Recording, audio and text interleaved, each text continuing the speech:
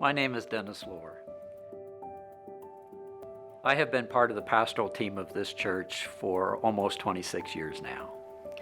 I want to tell you a story that happened when I was the pastor of Christian Nurture here, working with the children, the youth, and the young adults. It's the story of the caring cupboard.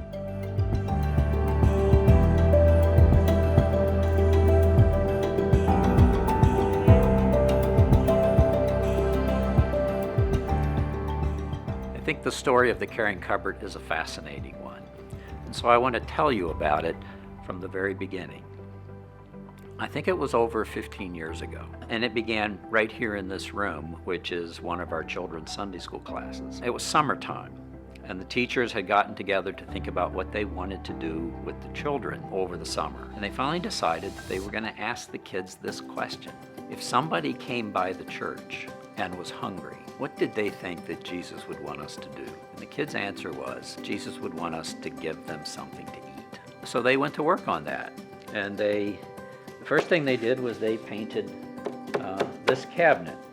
This was the original caring cupboard, and there was a sign on it at the time that said the caring cupboard. And they resolved that they would bring in food so that if anybody ever came by the church and needed something to eat, that there would be something here to give them. But they started filling the cupboard with food, and somebody came by and we had food to give. But then it seemed like that word started to get out, and more people started to show up. And after a while, the kids realized that they could not keep the cabinet full.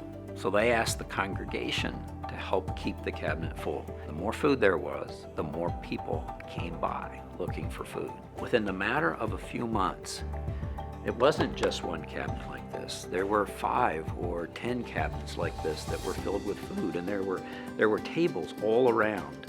And soon there was need for refrigeration, and so a refrigerator showed up, and then another refrigerator, and then there was need for a freezer, and a freezer showed up. And eventually, I think there were like 5 refrigerators and 2 or 3 freezers and lots of cabinets and tables everywhere. And there was so much going on in this room that was related to the caring cupboard that there was hardly any room to have children's Sunday school anymore. And so we began to think about that. What can we do about that? And we started to look for a place other than here that the caring cupboard could find a home. And we realized that we needed to be paying attention to property that was becoming available. So we put out word to realtors in the area to say, if you know something's coming on market, let us know. And that's when we got a call from Mr. Royer. And he said he had just had the property appraised, somewhere around $190,000. But he offered it to us for $90,000, for half that. And he said, at that price, there are 2 apartments above it. You should be able to get enough rent off the 2 apartments that you can pay the mortgage. And so what began to emerge with the caring cupboard was this project that was started by children. And I always think of the scripture text where it says, and the little children shall lead them. And that's exactly what happened here. This was an idea that started with the children. And it was such a great idea that it just grew and it grew. And the more people that found out about it, the more they wanted to make it happen.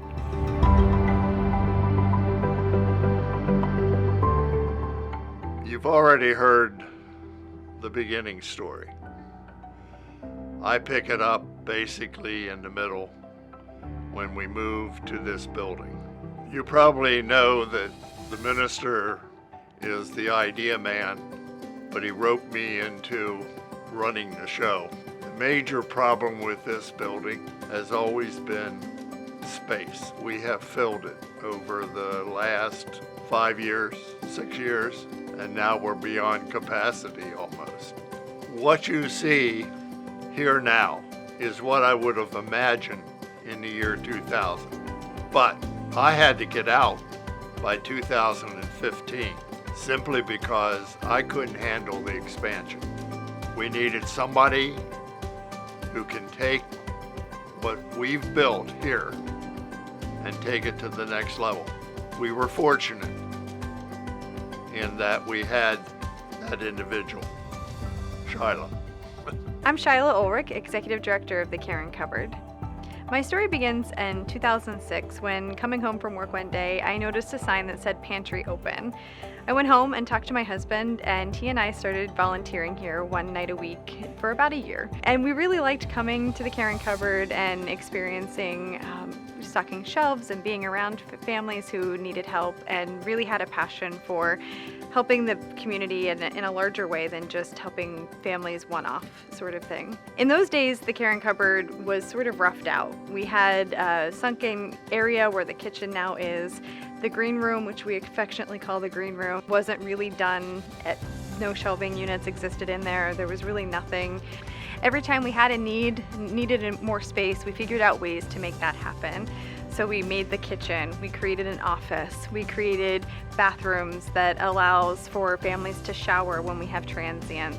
We really started to think about how to help whole body, whole person, instead of just meeting food needs. That in 2014, Terry Baker and I had a conversation about how our needs had changed from basically an entire volunteer organization to needing more staff regulation and sort of moving forward. You know, in nonprofits is a really big leap to go from a small organic grassroots kind of operation that began with all volunteers and getting into more professional staff. We worked really hard on a plan and trying to figure out whether or not that was something that I could fulfill and whether or not that was something that we could handle basically from a budgetary standpoint. My husband and I had a lot of conversations about it because we knew two things were going to happen. If I took this job, it was going to become a family job. It was a family commitment 100%. But the second thing was I took a pretty big pay cut in order to take this position because we believed so much in the mission of the Caring Cupboard and really wanted to make an impact in our community. From there, things just continued to grow. All this time, our capacity is growing. From 2015, 2016, 2017, more and more families are accessing the Caring Cupboard than ever before. We just never thought we would see the numbers we were.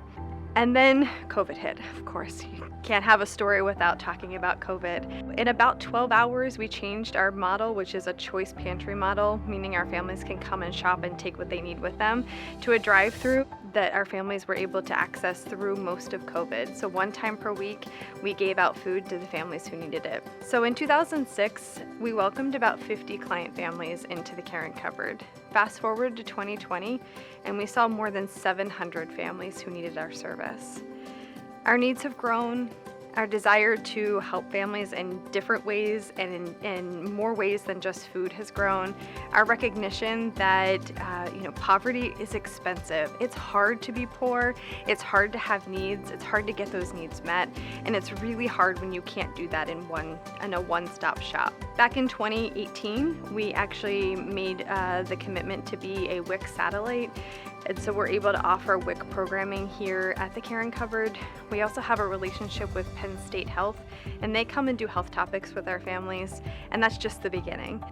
In our new space, we hope to address more needs of our families, including helping our families with job resources, with mobile library resources. We kind of have this idea that we want this building, this place to be a living, breathing organism within our community to help our families to navigate this, but to also become a space in our community where people of all walks of life can come. Instead of having an us versus them space, we're creating a space where people can come together and be part of a community. Our 21,000 square foot facility will boast 12 affordable housing units on our top floor. Housing's a huge crisis. We know that from COVID, and we know that the needs are just going to continue. In the bottom floor, we'll have a space that will be adequate for the Caring Cupboard in both storage and shopping area.